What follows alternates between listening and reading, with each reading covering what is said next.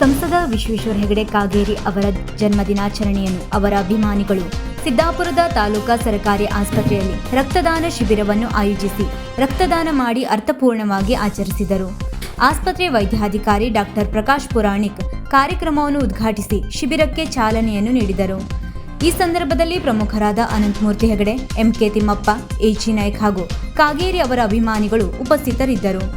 ಪಟ್ಟಣ ಪಂಚಾಯತ್ ಸದಸ್ಯ ಮಾರುತಿ ನಾಯ್ಕ್ ನೇತೃತ್ವದಲ್ಲಿ ಕಾಗೇರಿ ಆಪ್ತ ಅಭಿಮಾನಿಗಳು ಹಳದಕಟ್ಟಾದ ಮಹಾಗಣಪತಿ ದೇವಸ್ಥಾನದಲ್ಲಿ ವಿಶೇಷ ಪೂಜೆಯನ್ನು ಸಲ್ಲಿಸಿ ಜಗದ್ಗುರು ಮುರುಘಾ ರಾಜೇಂದ್ರ ಅಂಧರ ಶಾಲೆಯಲ್ಲಿ ಗಿಡ ನೆಟ್ಟು ವಿದ್ಯಾರ್ಥಿಗಳಿಗೆ ಸಿಹಿ ವಿತರಿಸಿ ವಿಶೇಷವಾಗಿ ಜನ್ಮದಿನಾಚರಣೆಯನ್ನು ಆಚರಿಸಿದರು.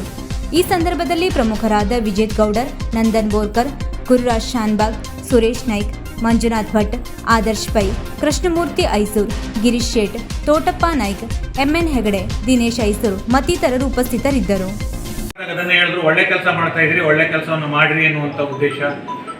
ಏನೋ ಆಡಂಬರದ ಕಾರ್ಯಕ್ರಮವನ್ನು ಮಾಡದೆ ಸಮಾಜಮುಖಿಯಾಗಿ ಕಾರ್ಯಕ್ರಮವನ್ನು ಮಾಡುವಂತ ಒಂದು ಅವಕಾಶವನ್ನ ನಾವಿವತ್ತು ಸಾರ್ವಜನಿಕರಿಗೆ ಕಲ್ಪಿಸಿಕೊಡ್ತಾ ಇದ್ದೇವೆ. ಇವತ್ತಿನ ಈ ಕಾರ್ಯಕ್ರಮವನ್ನು ಉದ್ಘಾಟನೆ ಮಾಡಬೇಕು ಅಂತ ಪುರಾಣಿಕ್ ಸರ್ ಅವ್ರ ಹತ್ರ